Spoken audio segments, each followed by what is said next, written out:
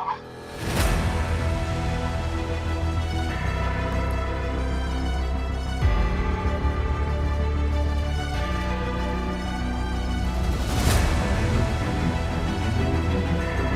Frank, why don't you come over here right now? We're doing a show on the internet, me and Carmine, and the guest is late.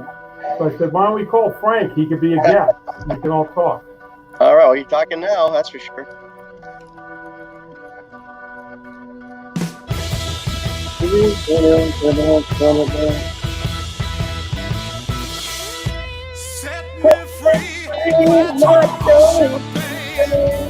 Man, oh man, I love the beginning of our show. You know, I just want to sit back and listen to it. Just want to sit back and listen to it. Hi, everybody. Ron Onesti here from the Arcada Theater in St. Charles, right outside Chicago, with Artists on Lockdown, our weekly show with very special guests in the industry, in the entertainment, music, and drumming industry as of late. And speaking of drummers, my co-hosts are two legendary performers. I am the luckiest guy on the planet. I say this every week. I've got Carmine Appice from Vanilla Fudge, Jeff Beck, Rod Stewart, and so many other things, the legend himself. And of course, his little brother, who's been rocking it like crazy as well with Dio, Black Sabbath, and last in line as of late. Please welcome Vinny Appice. How you doing, guys? Good. What happened to Vinny? Vinny, I don't know, but you know what? We got you. That's all that matters. I know. Wow, Vinny froze. You're frozen, Vin. Oh, I'll unfreeze it. I got to come back in. Oh, okay. All right. Well, everybody, we got a special guest tonight coming on a little bit later in the show from the Stray Cats, Slim Jim Phantom, that drummer from, again, the rockabilly band that turned rockabilly into mainstream music. We'll be talking to him about what it was like and what it's like now, what he's doing, some really cool stories about his personal hobbies we'll talk about. And then we're also going to have a couple surprise guests. We're also doing something a little bit different this week. We're starting out the show with a Q&A because, once again, two legendary rock and rollers right here in front of me that I can technically have this show and interview these two guys every single week because they've been around so long with so many stories, performed with so many superstars. So we're going to start doing the show, opening up the show with some Q&A. And I've already got a question for Carmine. And they want to know, yeah, I know, what your bra size, no, what they want to know is, let's see here, Steve from Newark actually wants to know if what made you go with an R&B song as opposed to as you covered, Keep You Hanging On. What is the reason why you went with an R&B song rather than covering a rock and roll song? Well, because rock and roll was different back then.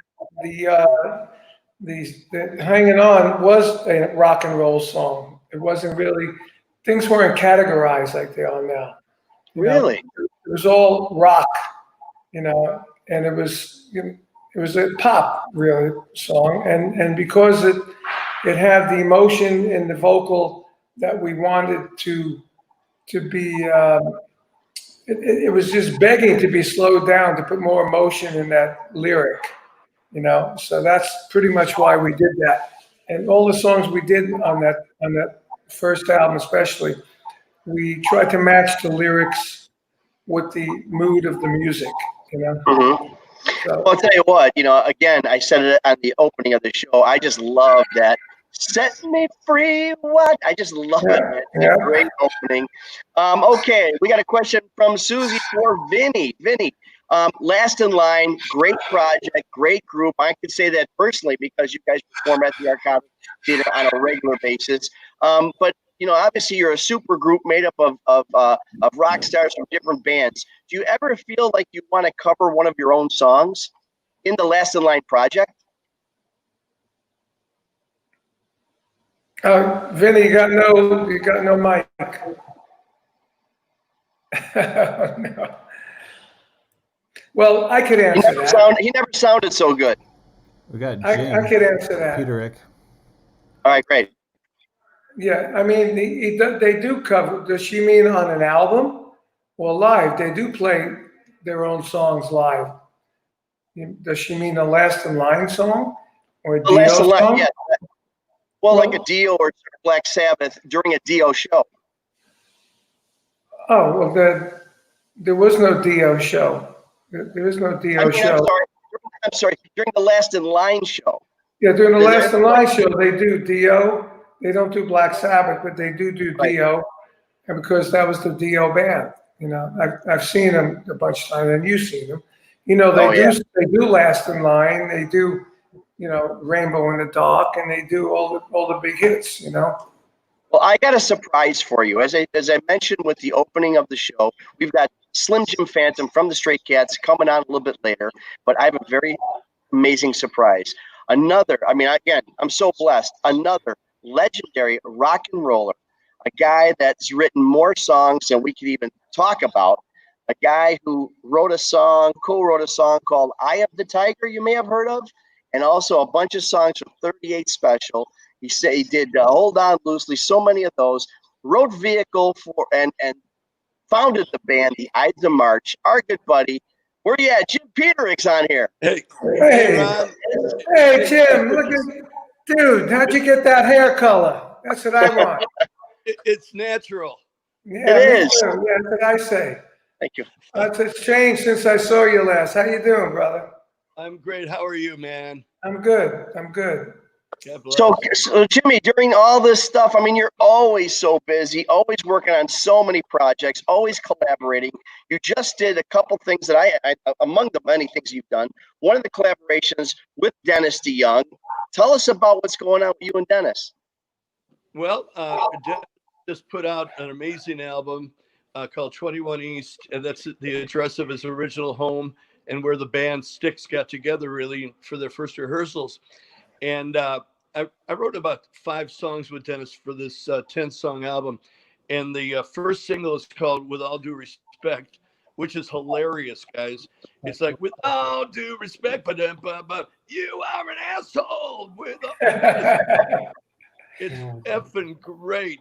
And it's going through the roof. And I think everybody can relate to the media and how screwed up they are. And, you know, and yeah, it's striking a chord with people. So we're having a blast. And Dennis, you know him, he's a classic. He's amazing.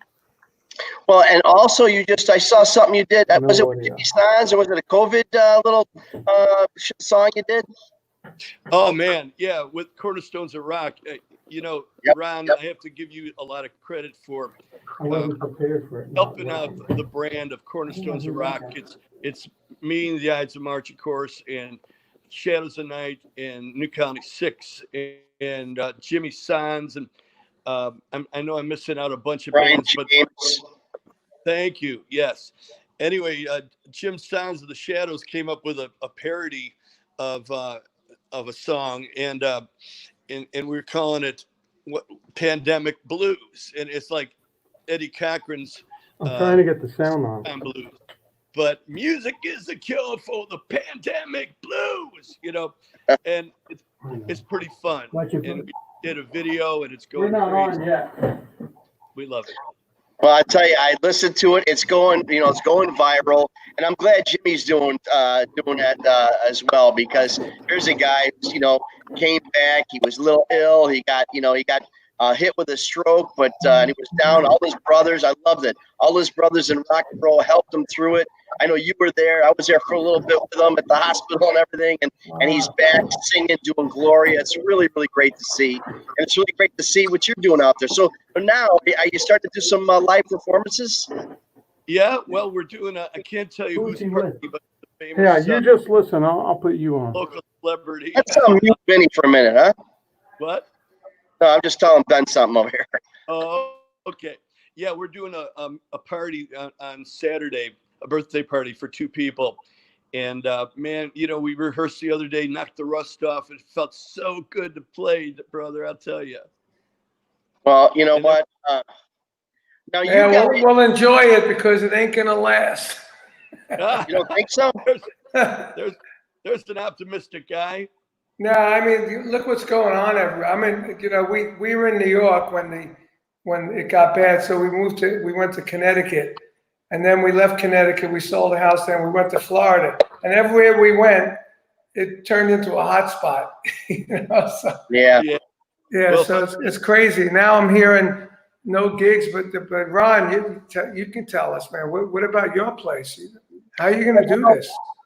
Yeah, you know what? I don't know about the other places. I think maybe the ones that aren't gonna make it through this maybe they're on the fence already. But I'm using this time to restructure my companies and really analyze all the venues and make it more efficient. And every day, 14 hours a day, renovation, remodeling. Yeah. When I come back, I'm in no rush to come back because I don't want to rush the pandemic thing. I want to be sensitive to people's health and safety. So what's another week, 2 weeks, 3 weeks, a month? At the end of the day, I'm more looking at the big picture. So you got to buy a drive-in. You got to buy a drive-in. I know that's hard too. Everybody Yeah. brings their own beer to a drive-in. So what is that for me? You know what I mean? Yeah, right. So Well, they can't do it though. They can't do it though. See, they got to search the cause. But if they did the drive-in thing, it's like the old days of the rock and roll shows. They used to show a movie, then have the show. Alan Freed used to do that. Yeah, you're talking about rock and roll. You're talking about vaudeville. You've been around for a long time, man. Oh man. So you know what Jim knows what I'm talking about. Oh I yeah, do, Alan Freed. It was really sad. You bring up Alan Freed, a few years back, and how what was it? The Rock and Roll Hall of Fame gave back his ashes or something. Is that what happened? Did you hear I don't about know. that? No. Yeah, it was something that they kind of gave. I think they contacted the family, said, we're good, we don't need him anymore. It was a very sad story about Alan Freed. You believe Alan that? Freed. I mean, I know. That's why that whole thing is a farce. It is really. It goes back and forth, believe me. So Vanilla Fudge around, obviously late 60s. Ides and March, you guys a little bit late 60s, early 70s. How have you guys interfaced or any roads you guys crossed paths together? We really didn't cross that much, did we, Jim? Not a couple of shows, but those festivals, I never saw the other bands, Yeah. And we were on bills with you guys. Right. And we ran into you backstage and had some beers and stuff, but everybody was like doing their own thing, even on the festivals, right? So yeah, it was really difficult. I mean, we've seen gigs now with you, and I've done stuff with Jim, a few things here and there, and I've seen him more in the last few years than I did back in the old days. Yeah, amen on that. And it's always been fun. We love you guys, man. Yeah, what a great, you know what? If you know anybody who puts on shows, we should let them know that what a great double bill Vanilla Fudge and the Ides of March would be. Oh, it'd be awesome. If I know anybody, I'll tell them. Oh, that would my be awesome. God. I know. Who's your agent? Who's your agent? I know. I'm looking at both of you guys thinking, my God, what a great show that's going to be. I'll be in touch about that, by the way. And I got to get my purple back in my hair. I haven't been. I said, why bother? I'm not really doing anything. Well, even I do it just to look in the freaking mirror. I know what you mean. Yeah. So I'm used to saying it. And then now I don't have to use black towels.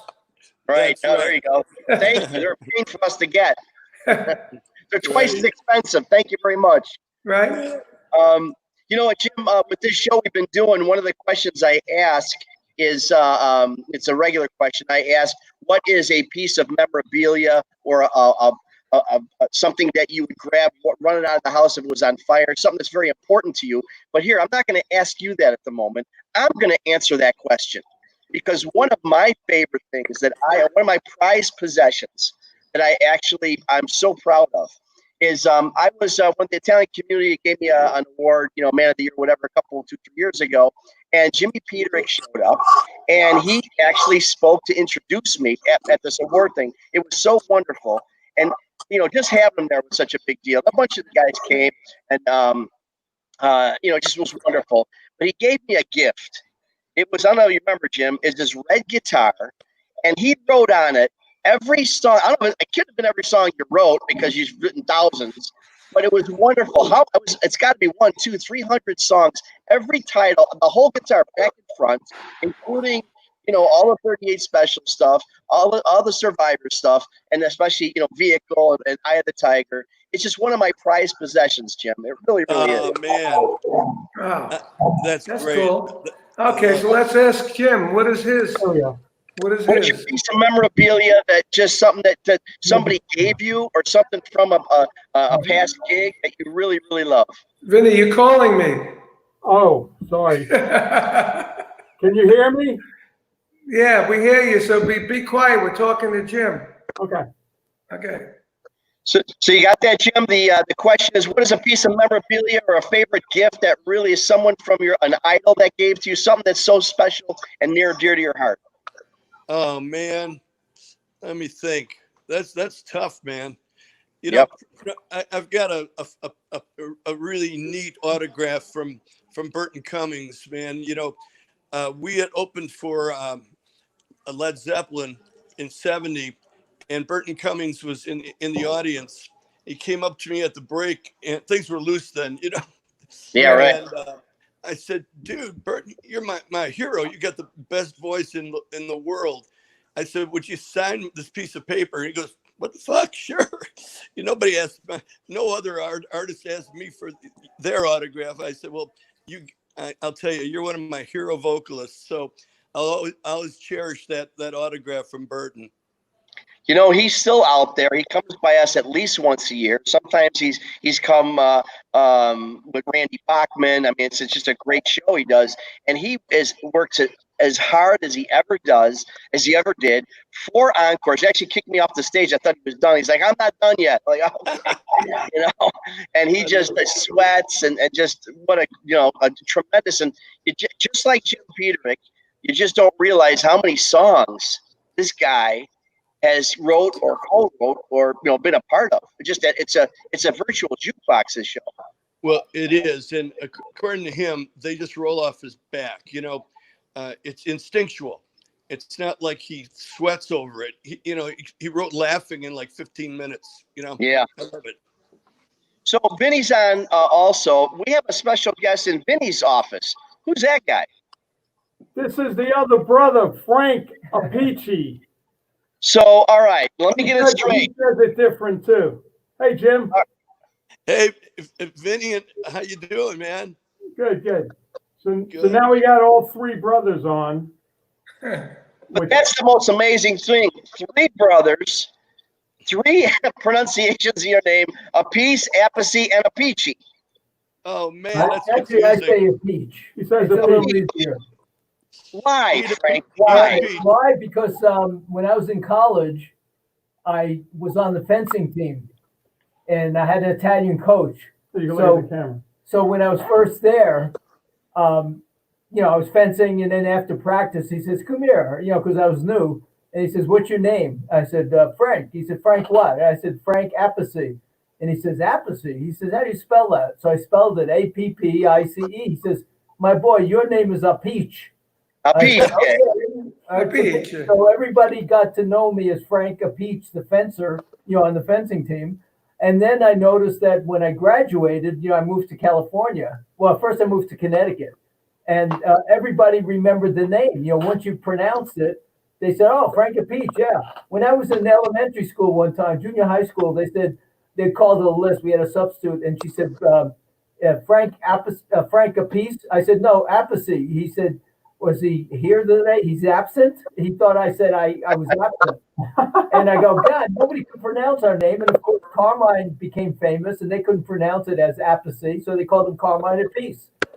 So that's how we get three pronunciations. Appice is a family pronunciation. That's me. I don't even get. I mean, I've known these guys forever, and just trying to figure out, the differential in two names.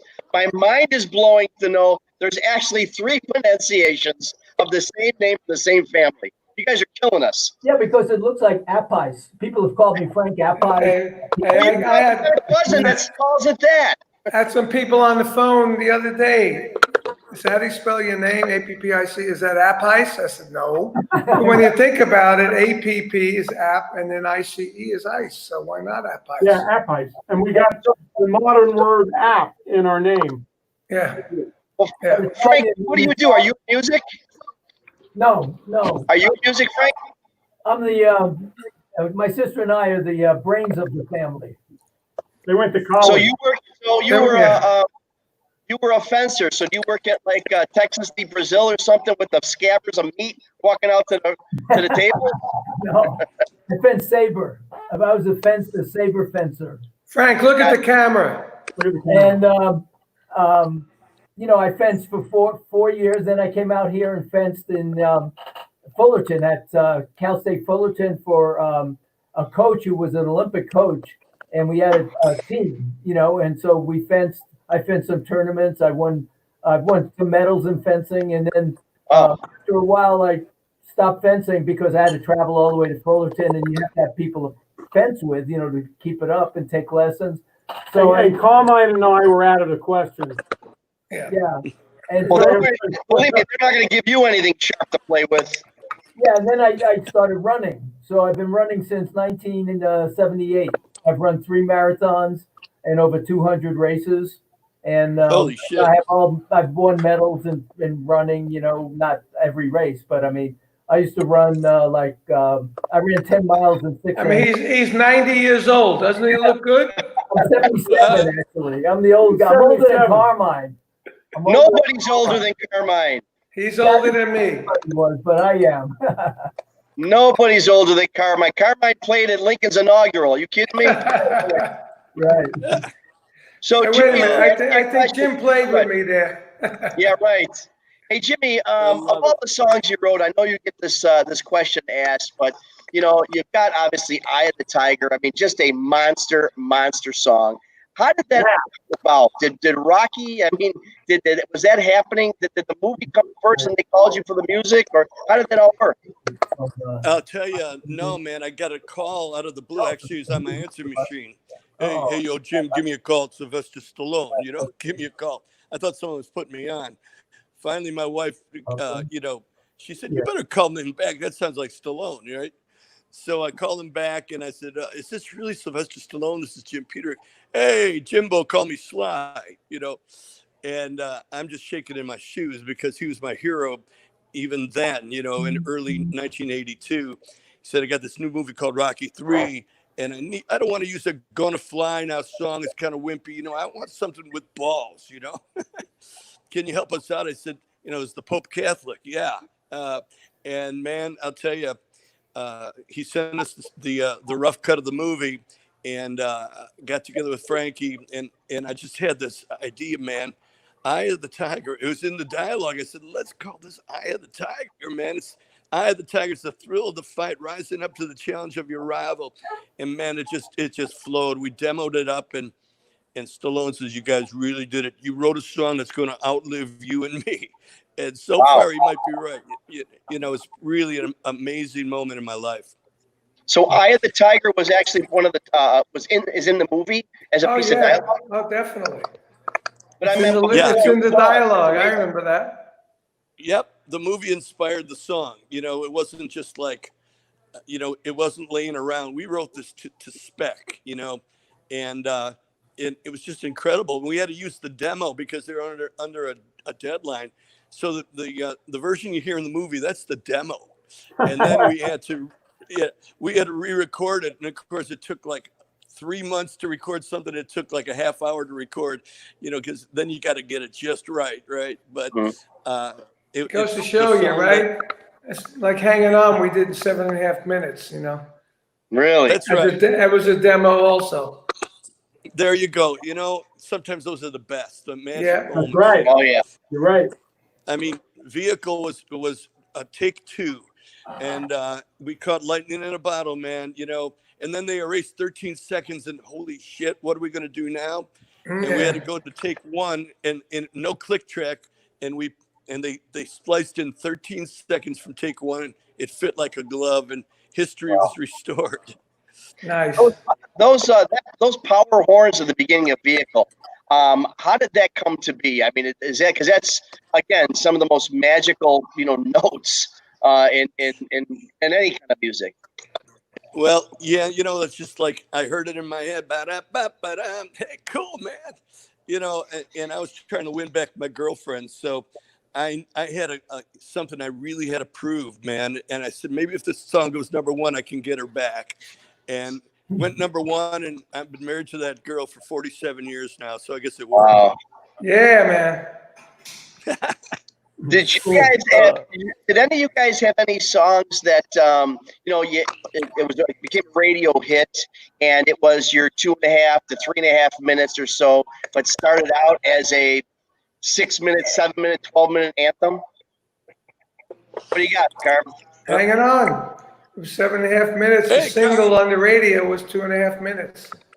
Now, when that happens, do you have any say so on that splice on that edit? Not really. In those days, the label really did everything. They later on you had say, but like in 1967, as Jim probably know, you give it to the label and they go, "We're going to release a single," and the next thing you know, you hear the edit. You go, "Oh man, they butchered that song. They butchered it." But it went to number 4, so who cares? Did you you. know that? Did you know what's happening, or did you just hear it that way on the radio? Do we know? Yeah, did you know that they were splicing it up? Yeah, they said they have to. Come on. In 1967, it was AM radio. Nothing over 3 minutes got played on AM radio. So it was like, we have to cut this down. And we said, okay, let's hear it. And they cut it. And it was like, whoa, it starts off with the organ. Do, do, do, do, do, do. The whole intro was knocked out, and then the outro too. It went do, do, do, do, do, do, and it cut. So they cut out 2 minutes at the beginning, 2 minutes at the end, and there you got your 3 minutes. Do you in your live show? Because I'm trying to think of it because I've seen it so many times. Do you do the 7-minute or 3-minute version? Where, on TV? No, on your live show. When you come play. Oh yeah. We do the 7.5 minutes. I thought so. Yeah. Yeah. I mean, there's an album that was just released through Atco. It was the singles. It was called, and Hanging On was on the single version. Just 2.5 minutes or 3 minutes, whatever it was. Hey, Vinny, would you just say that you were talking to guys, obviously your brother Carmine, kind of almost a generation before you, Jimmy Peterick and those guys, kind of the same thing. When you're doing songs, when you guys are doing shows with Dio, and obviously with Ozzy, was any that did you feel the influence of guys like this as you were doing songs with those bands? I'm sorry, it keeps breaking up. With playing with Dio, influenced by who? Well, by the guy again, you got Carmine, who's kind of almost musically a generation prior to you. You got Jimmy Peterick here, the Ides of March, almost the same situation. As you guys are with Dio, as you're with Ozzy, Black Sabbath, did you feel any of the influences of these earlier kind of rock and roll legends in their music? You know what? It probably influences of a lot of the early bands and stuff, and probably it's a subconscious thing that when you get to that point and start making records and writing music, it slips in there somehow, But I was more into listening to the drums at the early age, but influences, not so much for the songs, Yeah, but you look at Ronnie, look at Dio. Ronnie used to sing soul music when he was young, so right. He certainly was influenced by it. I know as a fact that he used to love Mark Stein's voice. He used to tell me when we talked about Vanilla Fudge how he loved Hanging On, and he loved Mark's voice because he had the same kind of soul in his voice, and so I think Ronnie in particular, of all those guys, were influenced by that, especially, and that was the band that Vinny started with Ronnie, or Ronnie started with Vinny, I should say. Right. And due to the fact that it was Ronnie's band, that's why Ronnie's music was more soulful than, say, Black Sabbath, Sure. Even when Ronnie was with Black Sabbath, it was different, with Bill Ward playing, because Vinny grew up playing R&B too. I mean, his first band when he was discovered by John Lennon was a horn band playing R&B kind of stuff, That's John Lennon over my shoulder here, right there. Yeah. That's John Lennon. I'm at my one of my other clubs. It's called Club 210 of Highwood. It's a 350 seat rock club, and Actually, Jimmy was ready to play it before all this stuff happened. Is that the one we played at with what was it? Cactus played there? No, that was Or Vanilla Fudge. No, that was in Evanston. That was at Evanston Rocks, another club. They got a bunch of things going on. But you know what? I want to take advantage of the fact that we have the third Peach in the audience here. Frank had a band too called the Laurels. The Laurel. No, it wasn't a band. It was a singing group. We had a doo-wop group in high school. We were all in, where I went to an all-boys high school, and we were all in Glee Club. And we had a doo-wop band. We sing in the subway and stuff. And we actually rehearsed and then opened up for Carmine's little band at the Bronx Jewish Center. Yeah. And we got $5 a man. That was my first gig. I thought you got $5 for the whole band. No, $5. And I got $7.50 for each man for my gig. Yeah. And my father took all our stuff in the car, in the trunk of his car. Of course you did. I God bet a bless lot our of things fathers. happened in the trunk of your Frank, father's but what was the hit song, Frank? What was the hit song that you guys did?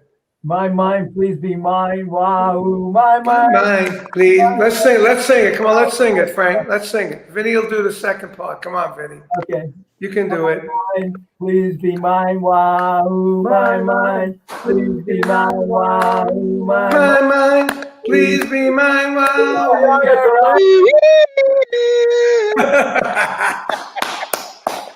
Wow. Yeah. So you're going, okay, so we got a cold bill with Vanilla Fudge and Eyes of March. We got the Appice, Appice, and the Peach Trio. This is going to be an amazing tour that we're going to put together. Yeah, there you go. You know, Frank actually taught me how to sing harmony when I Wow. was a kid. Yeah. Now you do it. Hey, I wanted to say something, Carmine. You've been busting my balls for years that we ripped you off and your arrangement of People Get Ready. Okay. Right. And I got to tell you, we did not rip you off. We always loved that song, and we always opened our set with People Get Ready. Yeah. Honest to God, we didn't. Great rip song. You. Yeah. Great song. You can't beat it. I did it later on again with Rod and Jeff Beck, me and Dwayne Hitchings, did that. I know. I love that version. You kidding me? Great version. Great song. It's a universal song, it seems like. Yeah, it is. It is. It really, really The is. impressions, I mean, Curtis Mayfield, People Get Ready, I'm So Oh. Proud. We did I'm So Proud with BB-8, Well, Great song. yeah, we opened up for the Allman Joys, who of course became the Allman Brothers, and they did Keep On Trying with 3-part harmony, and we just about melted. This is 1966, Wow. and oh my God, we had Dwayne and Greg, and they were amazing. And of course, they then became before the Allman Brothers, they became what was in between Hourglass, and then the Allmans. But they were amazing. They played this little club in Florida, and we opened up for them. It's so great. So, Yeah. Jimmy, we got a question. Do you have any idea, at least close to the nearest 10 or 20, how many songs you have written or co-written? And do you have a favorite song that you wrote or co-wrote? And I'll tell you what, let's take Eye of the Tiger and Vehicle out of the equation. Okay. All right. Well, I've probably wrote and copywritten about 3,000 songs. I've probably written about 3 this million week. songs. This week. Well, believe me. Hey, look, I play the odds. If 1 out of 30 is decent, I'm winning. Yep. But I think my favorite song besides Vehicle and Eye of the Tiger is "The Search Is Over." Oh, You're yeah. with me all the while. I don't know how I wrote it. That's when you write a song that's better than you are, and I lucked out. It's just amazing. And, I think Sly said it best. These songs are really, they're standing the test of time, and they will be here after we're gone, because I hear, it's really nice. One of the things that we do at the Arcada, we do these, and you guys are part of it too. I'm sure in your worlds, these like talent competitions and young people are just doing some open sometimes. And do they open with, I don't know, Justin Bieber songs or Ariana Grande songs? They don't. they open up with songs that you guys made famous. You know, I'm talking about 15-year-olds and 18-year-olds, and that really says a lot about your music, just how powerful it is and how it is going to stand the test of time.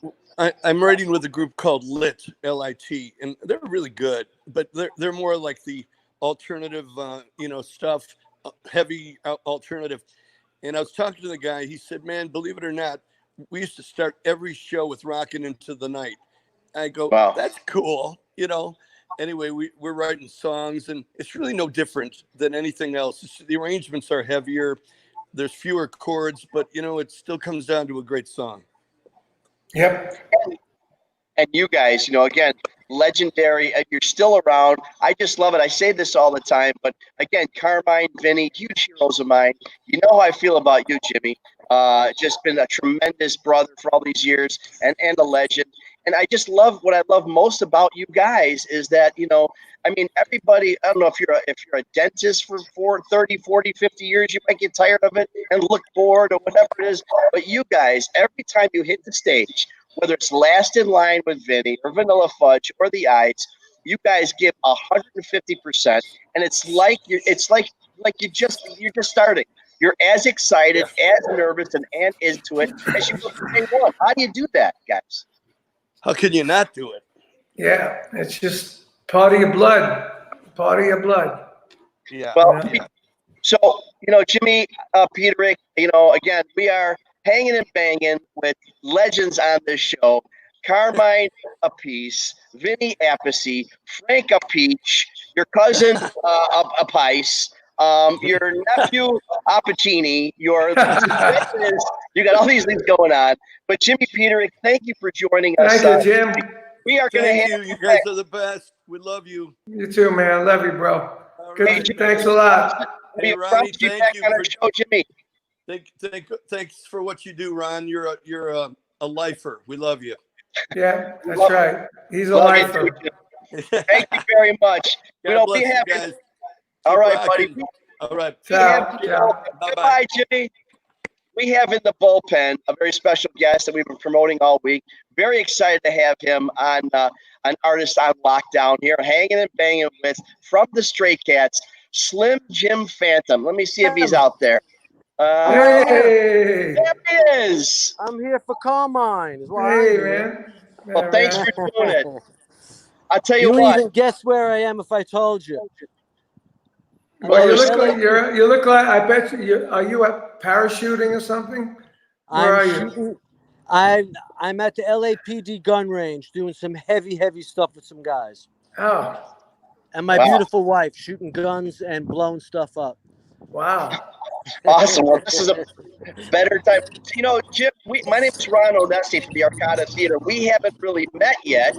How you doing, buddy? I'm great. I was so excited when these guys lined you up for the show because, I've had Brian's Christmas special by me at the theater. I've had Lee in our speakeasies. I can't wait to bring your show to Chicago by us. Where's your gig? What's your gig? So I have the Arcada Theater in St. Charles, the Display Theater. So all the Chicago area venues I have, and I just can't wait to bring you in, man. Oh, I'm there, buddy. I'd love to come there. My wife plays in Eagles of Death Metal, and we did a gig in Chicago not that long ago. Maybe the Winery. Sure. Maybe we did something with Dennis Quaid there. I can't quite remember. Maybe we opened up for him. Something. Well, it's great to have our rockabilly buddy here, Slim Jim. Oh, thank you. And it's an honor for me. I'm a little nervous because I'm not packing heat, and I'm surrounded by Brooklyn, Long Island guys. I'm really nervous. Well, I'm here for Carmine Appice, however you want to. Let's not get into that. I've known Carmine a long time. For over 40 years. Yeah. I've known Carmine for over 40 years. Well, how did you guys meet? Before I was in the Stray Cats, Carmine was doing a drum clinic at the Long Island Drum Center for Jerry Ricky. Right. Carmine, remember Jerry Ricky? Yeah, of course. And I was an up-and-coming drummer boy taking lessons. I was doing my Ted Reed syncopation book and maybe getting through the first 10 pages of Jim Chapin's book, Yeah. And I just wanted to be near any drummer. I would go to Manny's on 48th Street and roll drumsticks to make sure they were straight. Oh, right. Remember 4 those or 5 days. hours at a time just to be there. I thought any job that I could carry drumsticks in my back pocket was a dream of a lifetime. So I would just go anywhere I could. And Carmine was the first famous drummer that I knew that I'd heard of.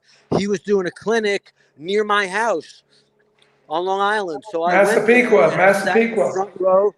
I think Carmine was with Rod, and I sat in the front row and just asked 1,000 stupid questions. And, I just wanted to be a professional drummer and get off Long Island. I didn't care what I had to do by playing the drums. And then afterwards, I asked to shake his hand, and he was going for pizza. And he said, "Kid, you want to get a pizza?" I said, "Sure." And Carmine took me. We had a slice of pizza. I asked him a million questions.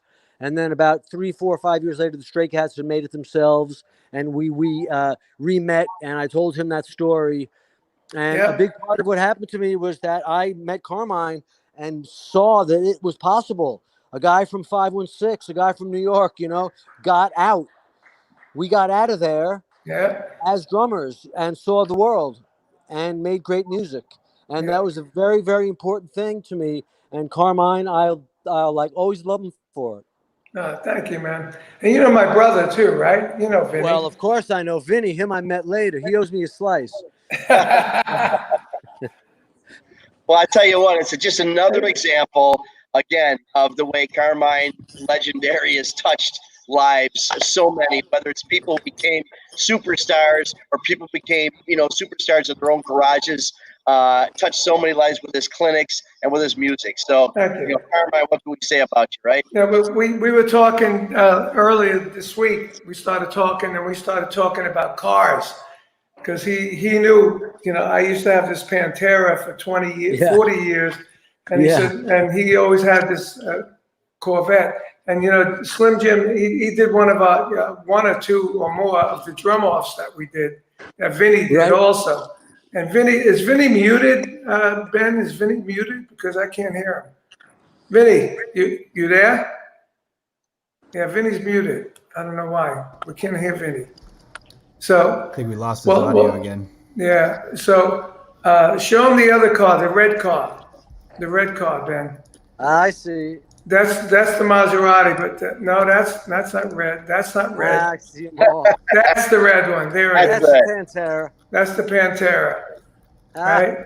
So I had that car. I bought it in 1972, brought it to LA, and that's where Jim saw it. And Jim had a beautiful Corvette that you still have it, right? I still do. I have a 61 fawn beige Corvette, still mint condition. There it is. Wow. Which one is it? You had both of those now? I had both of those back then. Now I have the gold one, the 61. The gold one. Oh, nice. Now we got that that's one. what I'm driving now. Now I drive that Hemi right there. As a New Yorker, just like us Chicago guys, we keep a baseball bat not in our trunk for the game, our front seat, right? No, the best part about that car is you could run away from anything. Yeah, right. On 2 wheels. Yeah, so we had a good fun chat about cars and all that, and we go way back. Yeah, it's great. And you did one of the drum offs with us, right? 1 or 2 of them. I judged one of the first ones ever. It was Ollie Brown, Myron Grumbacher, and myself. And Steven Adler was one of the contestants. Oh, okay. Wow. Yeah, we heard that story. We heard that story when we had who was on there? Eric Singer. I think Eric Singer was the other one. That's right. And I've known Eric Singer all that time too. Yeah, it's funny. And Vinny, I don't know if Vinny was a judge on that one. That was the preliminary, we call that. At the guitar I remember it was in the parking lot of the old Guitar Center. That's right. On Ventura Boulevard, and it was about 150 degrees out. Yep. Luckily, I still drank beer back then, so it was beautiful. Back then, not anymore. And no, not long time. So let me ask you a question, Slim Jim. So we've got Sha Na Na, Grease, American Graffiti, even Happy Days. Shows that came out or movies and shows that came out in the 70s, early 80s that brought back that doo-wop 50s sound and made it real popular out of nowhere. And that's what I loved. So, I mean, maybe I'm speaking out of turn, but I really believe that the Stray Cats is what caused all of a sudden rockabilly. I mean, Elvis is it can be construed as rockabilly, but Elvis is still It Elvis. can. But Yeah. rockabilly is what you guys did. Well, when we discovered that Elvis Presley was rockabilly, that's when it changed our lives. When I was in my teens, I thought Elvis was the guy in the white jumpsuit in Vegas, and we loved it. Of course, it's Elvis Presley. It's a larger-than-life thing. But when we did the research and found out the roots of Elvis Presley in Sun Studios in Memphis, Tennessee, and discovered Elvis Presley was the first rockabilly, that's when my life changed at that moment. I cut all my hair off. I got pink peg pants and black and white shoes and a purple shirt. Slim Jim was born when I found out Elvis Presley was a rockabilly. Changed my life. Well, what's fun? What's funny that we have Frank on the show, because Frank used to buy those Elvis albums in the old days. They were EPs. There were 45 EP. They had 4 songs on it with a picture of Elvis on it. And I was younger than Frank. I never really knew who he was until he bought the albums. So that's what you're researching. You were researching those days. Yeah, because we wanted to find out where the Beatles get it from, where the Stones get it from, where the Fudge get it from, where the Cream get it from. Where did this all come from? Didn't come from nowhere.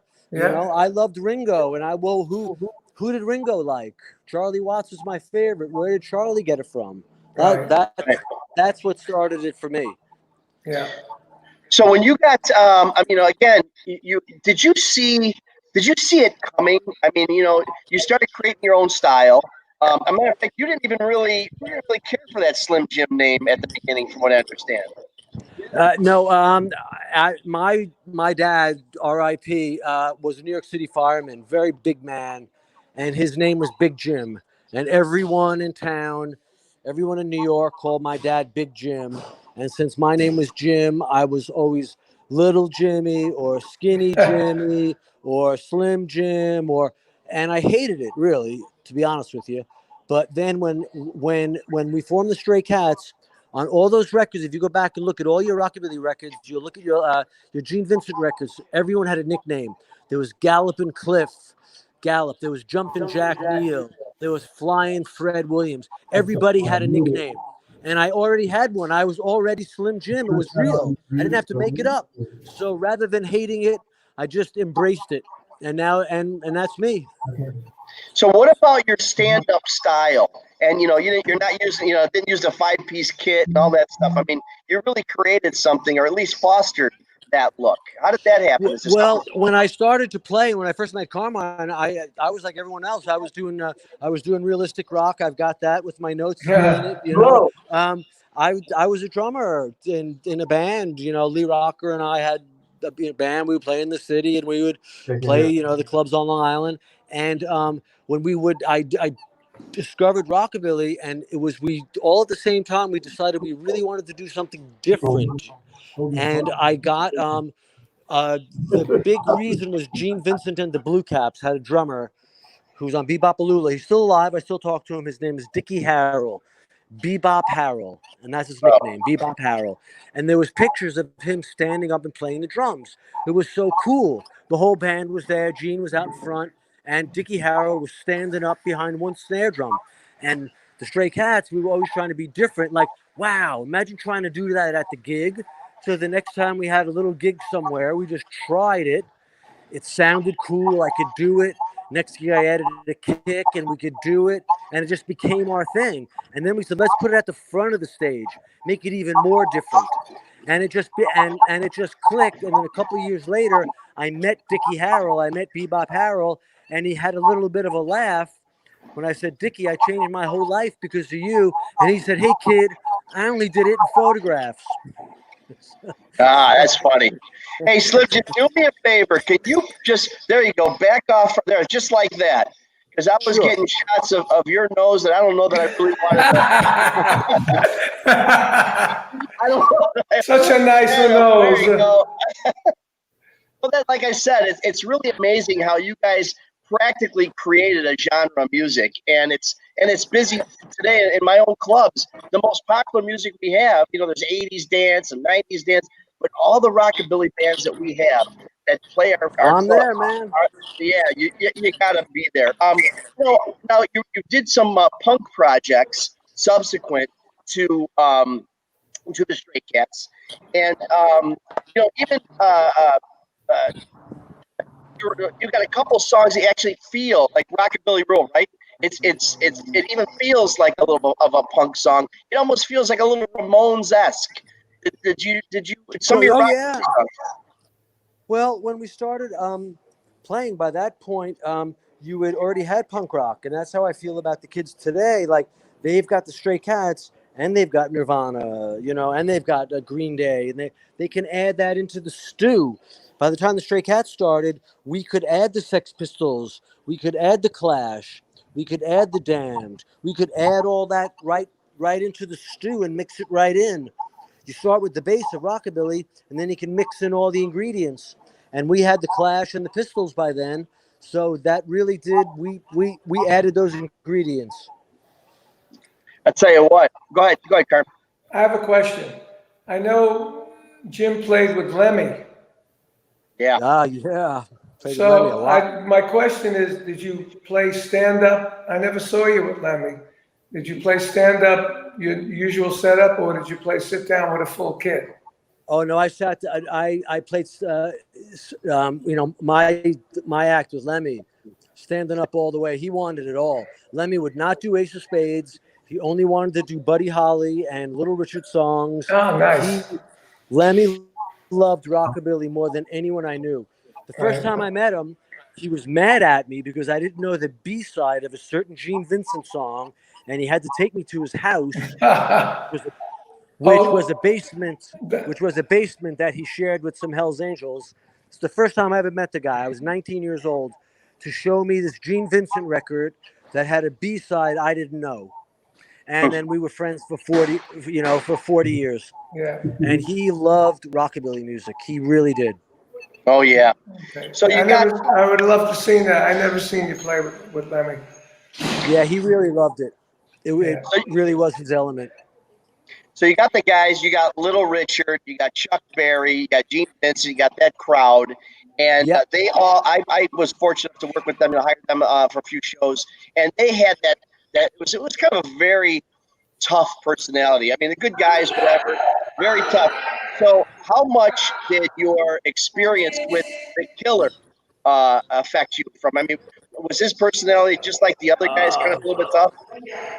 I don't know. I mean, I worked with Jerry. I played with Jerry quite a lot. I played with him 100 times. I think if I said 10 words to him, I might be exaggerating. Really? That sounds right. That's what I'm talking about. Every time I met the guy, which was every night on tour, I wasn't quite sure that he remembered me from the day before. I really can't. I cannot be sure of that. I've met him. I've worked with him many times. But I'm not quite sure he knows who I am. But those kind of guys are not about knowing people, not about friendships, not about awards. It's like, show me the money, Jerry. That's what they're all about, right? That's right. Oh, and he liked me. And like when you looked at Jerry, he wanted the drums right behind him, and you watched his hands. Sometimes he'd fly his hands around like this because he wanted the song slower. Sometimes you'd watch his hands; he'd be going like this because he wanted the song slower. And sometimes you looked at his hands and he was going like this just because he was having a good time. So it was kind of hard to tell. You really had to play it by ear. What are you doing now? I mean, what band are you with now? What new projects you working on? Well, the Stray Cats, we did 2 tours last 2 years. Last year we had a new album that was very successful. Yep. It did very good, and now I do we had this year off anyway, so I work with my wife, whose name is Jenny V. She plays in a band called Eagles of Death Metal. I don't know if you know those guys, the Eagles of Death Metal, and she and I are making a record together under her name, but I'm using all my guys, and it's all people you guys have heard of, and we're using this year to make Jenny's album. So it's It's always stuff staying busy, and I do radio shows. I do one for Little Steven Van Zandt on the Underground Garage. I do that on Sunday nights, a rockabilly show, and I do a an interview show on Volume West with Lindsay Parker from Yahoo Music, and I do a show on Sirius XM Sports Channel about rock and roll guys who like baseball. That's my other passion. Oh, how cool is that? Yeah. So, what's the connection? Rock and roll guys who love baseball. What is that connection? Nobody thought of it before, and I pitched it to the guy, the head of the sports department, who I became friendly with just from the office. I said, "You guys got 100 sports channels. There's nothing about rock and roll." And I've been doing fantasy baseball leagues since Johnny Ramone, myself, Eddie Vedder, Vincent Gallo. We used to hand write in and then fax in our lineups every day. This was in the 90s. We were doing fantasy baseball. So wow, I made a show out of it. So what is this? It's just amazing. I mean, who was somebody that you would have had on that show? So it's a baseball player. Who's somebody you would have had? It says they can hear it. Someone I would have had as Johnny Ramone was the main guy. I went to 100 baseball games with the guy. So you didn't have a baseball player. You had rock and rollers who love baseball. Exactly. And now that we have access to the channel and all the other people, we've been finding guys. I had Dave DeLucci on last week, who plays for Arizona Diamondbacks. We next week we have Greg Swindell. I think in some upcoming weeks we have Doc Gooden. We have, I think, possibly down the road, Randy Johnson. There's quite a few rock and roll guys who love baseball guys who love rock and roll. That's awesome. So let me ask you. I started to touch on this earlier. Again, you guys, turned rockabilly into its own genre, really. At least the neo-rockabilly. Did you see it coming? Did it explode around you, and you're like, "What the hell's happening?" Yeah, I think it surprised everyone. It was something that really wasn't ever supposed to happen again. Rockabilly was pretty close to being extinct. I don't know if that was really in the cards. So what made you do it? What made you do rockabilly versus, for example, punk? Why didn't you go right into punk rather than, you had that kind of style that worked anyway? When we found rockabilly, it was something that I think a few other types will tell you that get into it. It really just kind of like other types of rock and roll. It just takes you over completely, and you need to look like that. You got to get a leopard skin couch. You got to get an Argyle sweater. You got to get a pink pair of pants. You just have to do it. It just takes you over. You have to do it. And luckily I had the other two. Well, God bless you for doing it, because you affected all of us. I got the LAPD waiting for me right here. So thanks so much for having me on your show, Carmine. I'm going to call you later, buddy. Okay, bro. That'd be great. You guys. Too, man. Bye-bye. Thank you so much, buddy, for joining us. I'll be in touch, and I'll see you in Chicago, buddy. I'll see you in Chicago for sure. Absolutely. Thanks, Vinny. Carmine, I'll call you later. Okay, Bye-bye. man. Ciao. All right. Everybody out there, make sure that you share and like and tell everybody about our show, Artists on Lockdown. I'm Ron Onesti from the Arcada Theater in St. Charles with the legendary Carmine Appice from Vanilla Fudge, and there he is, and Vinny Appice from Dio and Black Sabbath, but the real star of the family, the guy who really is the guy, started it all. He started it all. Frank. What is it now? Appice. Appice. Well, sure. What? Can you hear us? I can be fine. Yeah, we hear you now. Oh, well, when the show's over. No, we heard you before, too. But then it went on. I don't know, something happened with the microphone. Yeah, I was trying to say to Jim that I signed his royalty check from Power Rock. Yeah. I sent them out. Oh, yeah. We had Slim Jim video. We had an instructional video that Jim did. He was. We forgot to mention that. So my brother used to send him the checks. So you talk about royalty checks like Vinny gets? No, there were some. At the beginning, there were more. Oh, but not like this one. Where is it? No, Which one? not like 59 cents. Oh, 59 cents. I was better than that. Yeah. We Look at better more than that. $3, something like that. Yes, sir. I don't know why you guys are upset with the music industry as far as royalties. You're getting checks. What are you complaining about? Yeah, man. 59 cents, baby. Woo! Well, our special guest tonight, Frank, thanks for joining us. Thanks for keeping your two little brothers in line here because those guys are misfits. It might be you, Ron. You Yeah. know, good job. It was a good show. A lot of fun. He's a good cook, too. He's Yeah. pure Italian. Oh, he makes it the meatballs. He makes it the meatballs. I gotta Italian. have all you guys over. Okay.